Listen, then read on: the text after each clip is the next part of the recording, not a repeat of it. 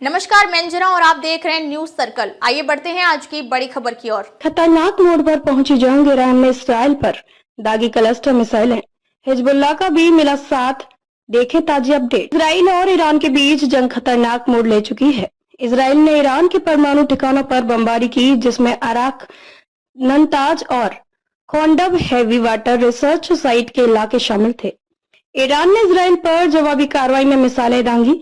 Iran का कहना है कि उसने अभी अपनी 30% सैन्य ताकत का ही इस्तेमाल किया है।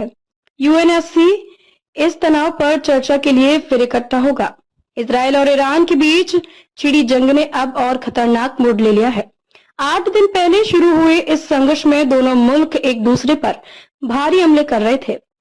गुरुवार की रात इसराइल ने ईरान के परमाणु ठिकाना पर बमबारी की, जिसमें अराक, ननताज और खोंडब हैवी वाटर रिसर्च साइट के आसपास के इलाके निशाना बने। इसके बाद ईरान ने भी जवाबी हमला किया। इजरायली सेना ने गुरुवार को बताया कि ईरान कम से कम एक ऐसी मिसाइल दागी जिसमें छोटे छोटे बम क्लस्टर मिसाइलें थे, जिनका मकसद नागरिकों को ज्यादा नुकसान पहुंचाना था।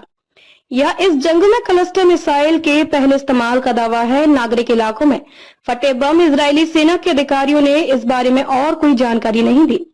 हालांकि इजरायली न्यूज चैनलों के हवाले से बताया गया है कि मिसाइल मध्य इजराइल के ऊपर करीब 4 मील 7 किलोमीटर की ऊंचाई पर फटी, जिससे इसके अंदर मौजूद करीब 20 छोटे बम 5 मील 8 किलोमीटर के दायरे में बिखर गए।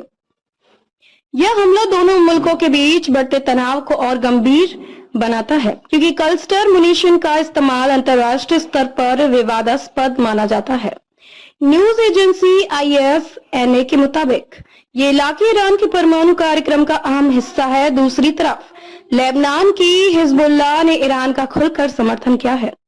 हिजबुल्लाह के उपनेता शेख नईम कासिम ने इजराइल और अमेरिका को ललकारते हुए कहा कि ईरान का परमाणु कार्यक्रम शांतिपूर्ण है और इसका मकसद राष्ट्रीय विकास है। द जेरूसलम पोस्ट के हवाले से उनकी स्पीच में कहा गया, ईरान के खिलाफ वैश्विक विरोध उसकी परमाणु महत्वाकांक्षाओं की वजह से नहीं, बल्कि उसके विश्वास, ज्ञान और आजादी के रुख की वजह से है, जो मजलूमों को ताकत देता है। संयुक्त राष्ट्र में आपात बैठक पिछले शुक्रवार को इजराइल के हमले के बाद संयुक्त राष्ट्र सुरक्षा परिषद UNSC की आपात बैठक हुई थी।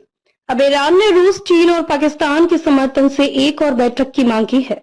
UNSC आज फिर इस तनाव पर चर्चा के लिए इकट्ठा होगा। वाशिंगटन के एक ईरानी मानवाधिकार समूह के मुताबिक ईरान में अब तक 639 लोग मारे गए हैं, जिनमें 263 आम नागरिक हैं, जबकि 1300 से ज्यादा लोग घायल हुए हैं। जवाबी कार्रवाई में ईरान ने इजराइल पर करीब 400 मिसाइलें और सैकड़ों ड्रोन दागे, जिससे इजराइल में 24 लोग मारे गए और सैकड़ों घायल हुए। AP की रिपोर्ट के अनुसार ईरान की मिसाइलें इजराइल में एक मेडिकल बिल्डिंग और आसपास के अपार्टमेंट्स पर गिरी, जिससे भारी नुकसान हुआ।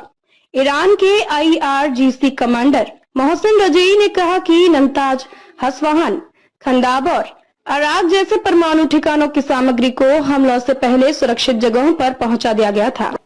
अब तक के लिए बस इतना ही। फिर मिलते हैं एक ऐसी ही बड़ी खबर के साथ। तब तक के लिए नमस्कार और देखते रहिए न्यूज सर्कल। अगर आपको वीडियो पसंद आई हो तो लाइक करें व शेयर करें। ऐसे लेटेस्ट अपडेट पाने के लिए बेल आइकन प्रेस करना ना भूलें। अगर आप हमें फेसबुक या फिर इंस्टा के माध्यम से देख रहे हैं तो हमारे पेज को फॉलो जरूर करें। धन्यवाद।